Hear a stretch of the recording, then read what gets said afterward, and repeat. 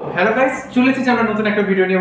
আজকের টপিক দারুণ হতে চলেছে, কারণ আজ আমাদের আলোচ্য বিষয় হচ্ছে স্যামুয়েল টেলর কোলিরিজের লেখা একটা বিখ্যাত টার্ম বা থিওরি, যেটা স্যামুয়েল টেলর কোলিরিজ তার রাইটিং এর মধ্যে ব্যবহার করতেন। সেটা হচ্ছে উইলিং সাসপেনশন অফ ডিসবিলিভ। কাকে বলে উইলিং সাসপেনশন অফ ডিসবিলিভ? কেন স্যামুয়েল টেলর কোলিরিজ তার রাইটিং এর মধ্যে এরকম একটা উইলিং সাসপেনশন অফ ডিসবিলিভ কেন ব্যবহার করতেন, এবং এই উইলিং সাসপেনশন অফ ডিসবিলিভ থেকে কি কি ধরনের প্রশ্ন তোমাদের পরীক্ষা আসতে পারছে, সব কিছু বিষয় আজ আমরা আজকের ভিডিওতে আলোচনা করব। তাই জন্য ভিডিওটা কিন্তু তোমরা শেষ পর্যন্ত অবশ্যই দেখতে থাকো। তাহলে চলো শুরু করা যাক।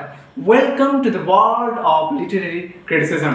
ওকে, সো ফার্স্ট অফ অল আগে আমাদের জানতে হবে যে স্যামুয়েল টেলর কোলিরিজ কে ছিলেন। আচ্ছা, আগের দিনে ক্লাসে আমরা দেখেছিলাম যে উইলিয়াম ওয়ার্ডসওয়ার্থ এবং স্যামুয়েল টেলর কোলিরিজ তাদের উভয়ের কন্ট্রিবিউশনে একটা দারুণ রাইটিং পাবলিশ হয়। সেই রাইটিংটার নাম হচ্ছে লিরিক্যাল ব্যালাডস, এবং যেটা পাবলিশ হয় 1798-এ।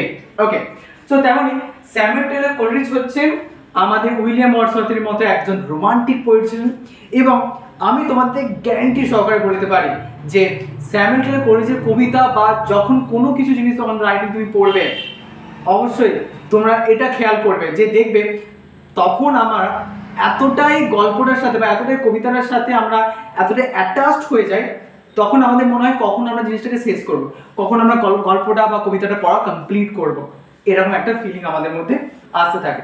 তো অবশ্যই তোমরা যদি স্যামুয়েল টেলর কোলিরিজের কোনো কবিতা বা গল্প যদি না পড়ে থাকো তো অবশ্যই কিন্তু পড়ে দেখো একবার। Okay, so first of all Samuel Taylor Coleridge তার লেখা একটা রাইটিং রয়েছে, রাইটিং এর নাম হচ্ছে বায়োগ্রাফিয়া লিটারেরিয়া, যেটা পাবলিশ হয় 1817-এ।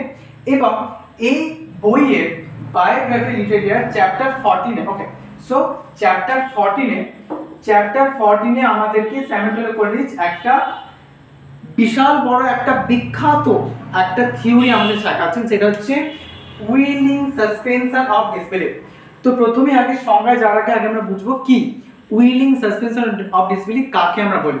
আচ্ছা, তাহলে উইলিং মানে স্ব ইচ্ছায়, সাসপেনশন মানে কোনো জিনিসকে যখন তুমি সাসপেন্ড করছো, দমিয়ে রাখছো। কি দমিয়ে রাখছো?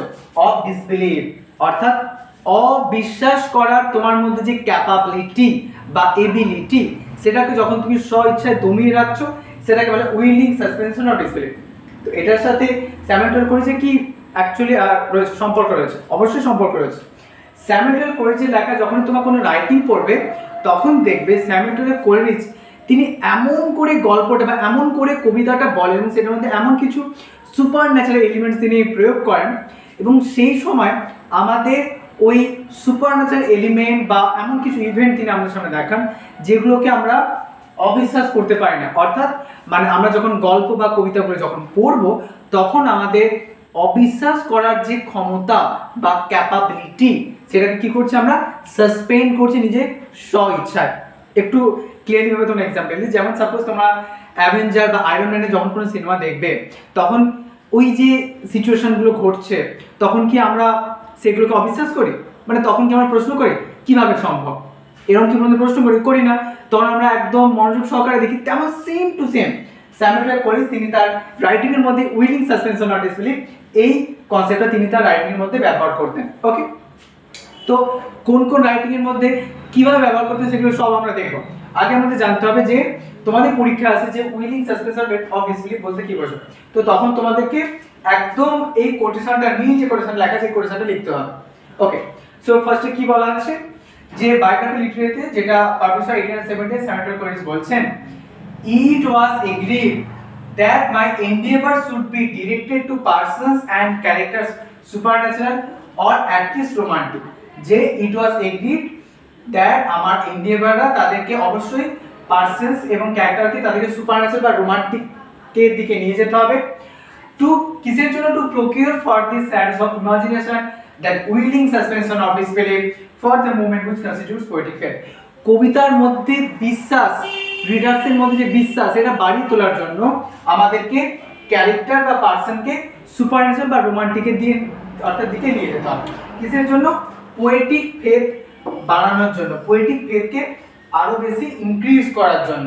ওকে, যেমন তোমরা দেখবে স্যামুয়েল টেলর কোলিরিজের লেখা একটা রাইটিং রয়েছে, the rime of the ancient mariner. Okay, so the rhyme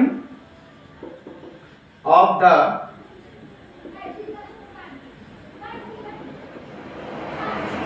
the ancient mariner. Okay, ancient mariner, এই গল্পটা যখন তোমরা পড়বে তখন তিনি আমাদেরকে এমনভাবে গল্পটা শুরু করছেন, একটা আনফ্যামিলিয়ার টেরিটরিতে তিনি গল্পটা বলা শুরু করছেন।